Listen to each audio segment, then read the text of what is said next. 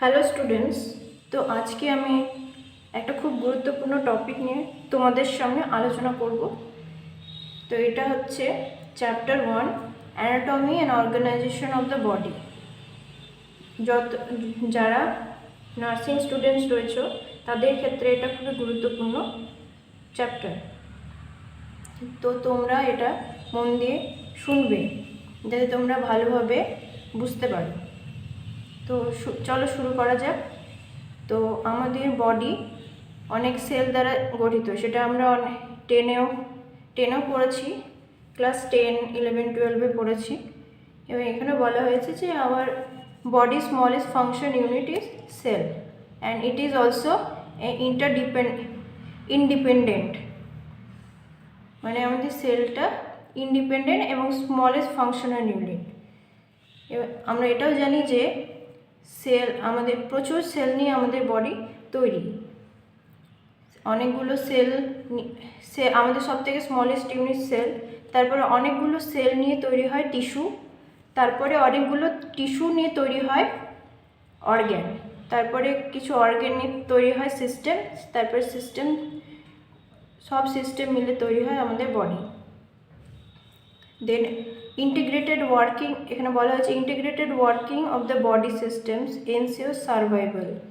Means আমাদের যে system রয়েছে আমাদের বডিতে, সেই সিস্টেমগুলো একত্রীভূতভাবে মানে একসাথে তারা কাজ করে, যৌথভাবে মিলিতভাবে তারা কাজ করে আমাদের বেঁচে থাকার জন্য। অর্থাৎ কোনো সিস্টেম যদি কাজ না করে তাহলে আমাদের সার্ভাইভাল কঠিন হয়ে যাবে। আমাদের সার্ভাইভালের জন্য সমস্ত সিস্টেমে মিলিতভাবে কাজ করা খুবই গুরুত্বপূর্ণ। The human body is therefore complex in both structure and function. আমাদের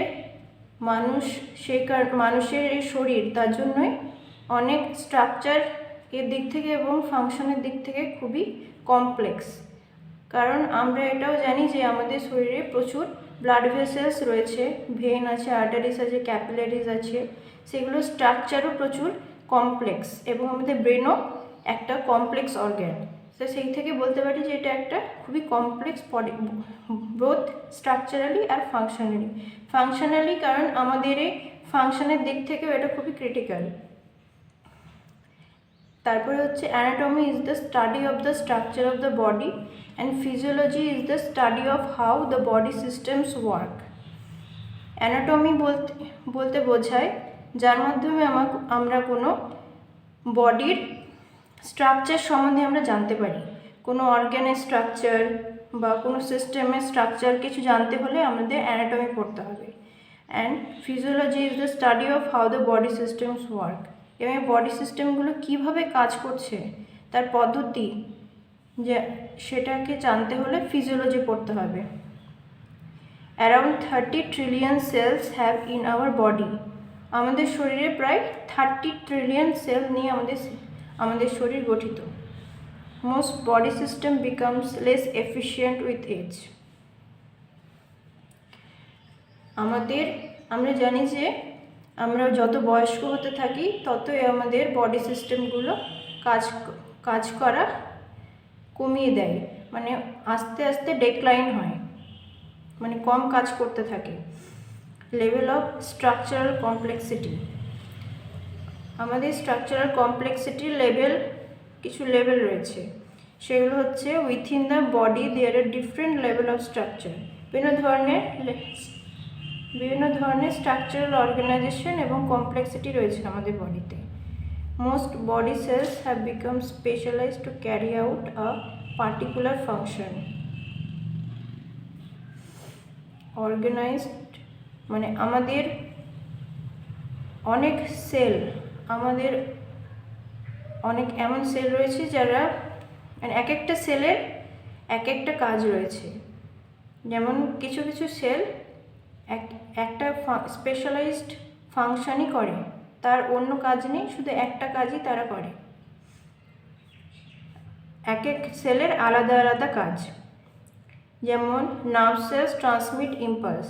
যেমন নার্ভ সেল শুধুই আমাদের ইম্পালস ট্রান্সমিট করে ব্রেনে, এক নার্ভ থেকে আরেক নার্ভে ট্রান্সমিট করে ইম্পালসকে, মানে আমরা যা ইম্পালস নিই আমাদের বাইরের এনভায়রনমেন্ট থেকে হোক, আমরা কিছু দেখছি, সেটা আবার একটা ইম্পালসের আকারে আমাদের নার্ভের মাধ্যমে একটা নার্ভ থেকে আরেকটা নার্ভে সেই সিগন্যালটা যায় নিউরো ট্রান্সমিটারের মাধ্যমে। সেই সিগন্যালটা গিয়ে আমাদের ব্রেন পর্যন্ত ব্রেনে পৌঁছায় এবং ব্রেনে সেটাকে প্রসেস করে, যে কি করতে হবে সেটা ব্রেন ভাবে, তারপরে ব্রেন অর্ডার করে। যেমন কোনো আমরা গরম জিনিসে যদি হাত দিয়ে দিই, সেক্ষেত্রে ওই গরম হিটটাকে আমাদের ইম্পালসের আকারে নার্ভ সেল নিয়ে যায় ব্রেনে, এবং ব্রেন সেটাকে অর্ডার দেয় সেই জায়গা থেকে হাতকে সরিয়ে নিতে। তাই বলছে যে এই নার্ভ সেলের একটাই কাজ ট্রান্সমিট ইম্পালসকে ট্রান্সমিট করা।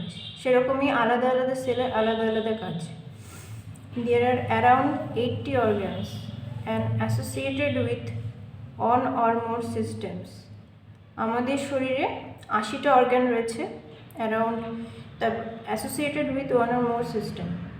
যে অর্গানগুলো একটা বা একের অধিক সিস্টেমের সঙ্গে জড়িত।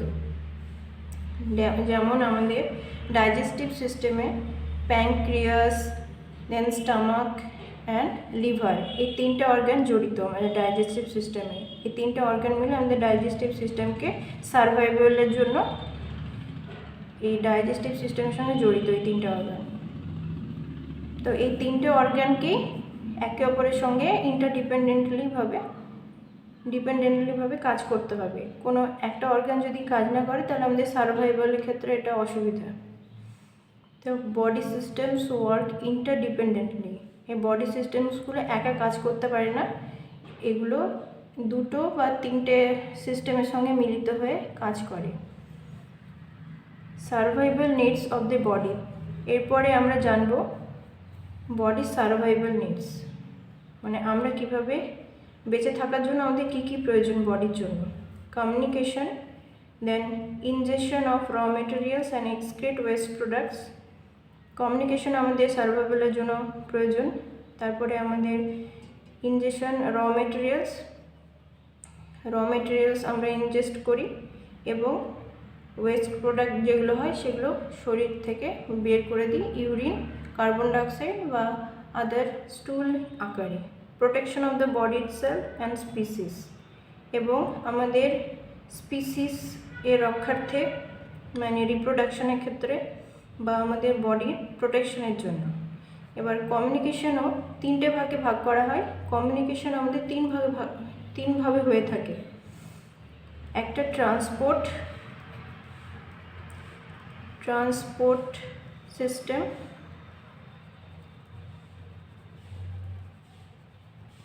দেন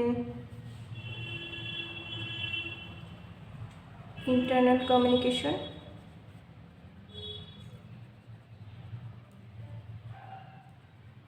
then external communication.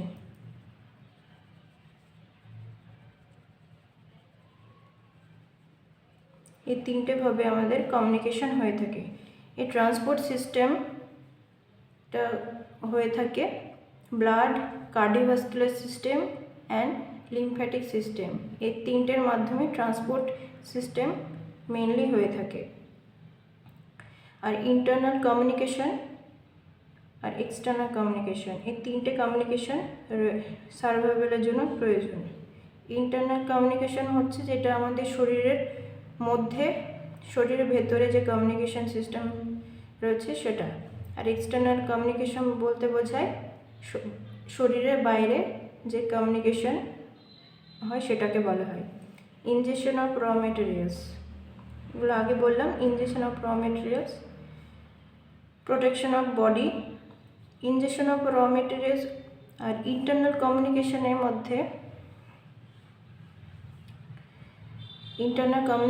মধ্যে আমরা দেখতে পাই যে আমাদের ব্লাড, আমাদের টিস্যুর যে ওই সেলগুলোকে নিউট্রিয়েন্টস দেয়, অক্সিজেন দেয়, পৌঁছায়।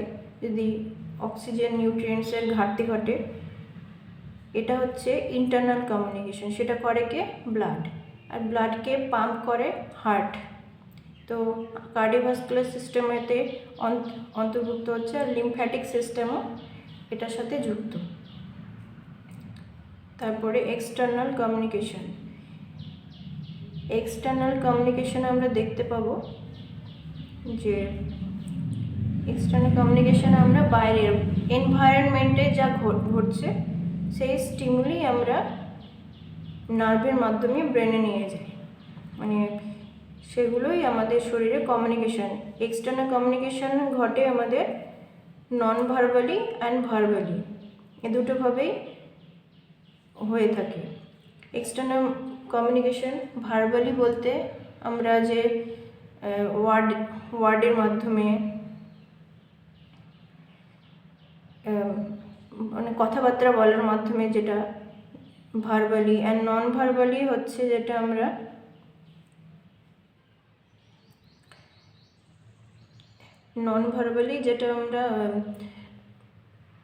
যেটা চার্ট, ফ্ল্যাশ কার্ড এগুলোর মাধ্যমে বা মোশন, মুভমেন্টস এগুলোর মাধ্যমে যেটা কমিউনিকেট করে থাকি, বডি ল্যাঙ্গুয়েজ এগুলো,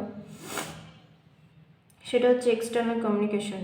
বা সেন্সেশনের মাধ্যমে আমরা সেন্স করছি কিছু, মানে আমরা সেন্সেশনের মাধ্যমে বলতে সাইট, হিয়ারিং, তারপরে টেস্ট, তারপরে কিছু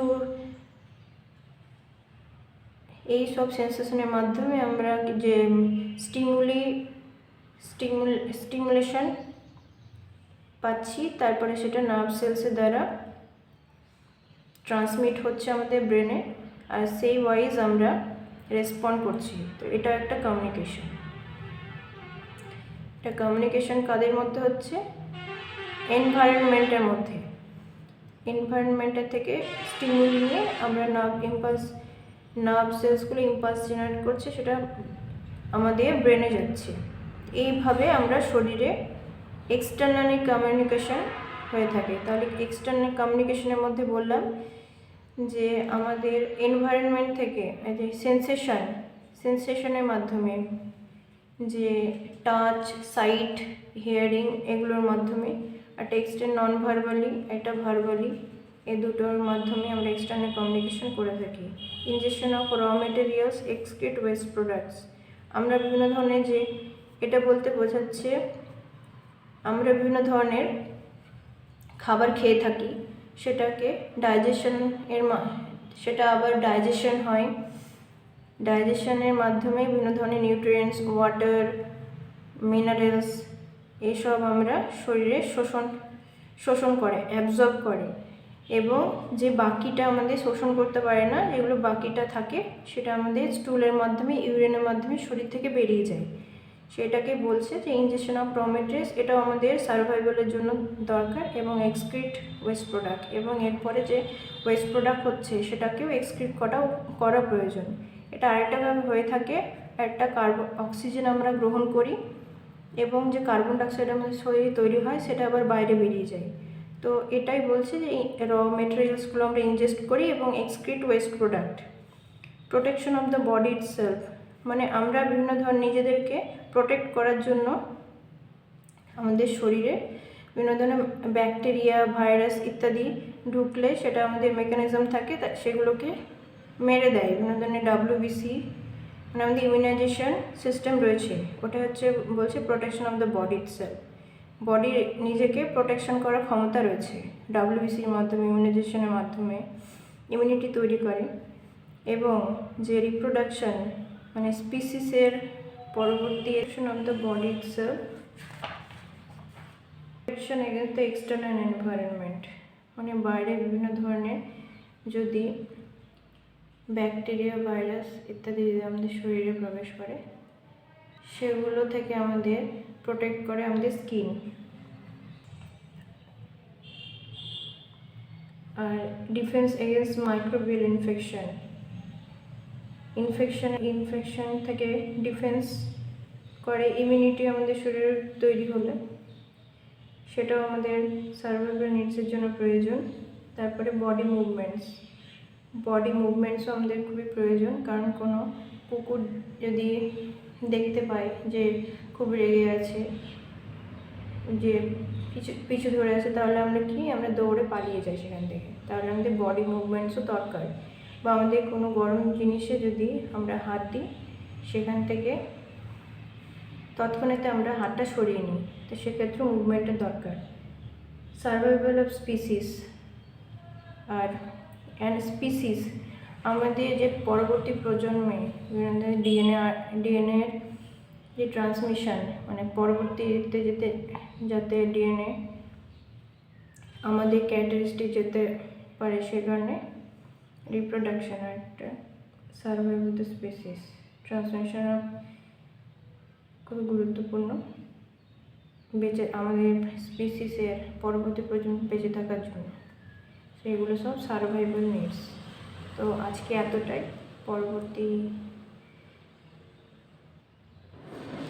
দিনে অন্য টপিকগুলো আলোচনা করা হবে।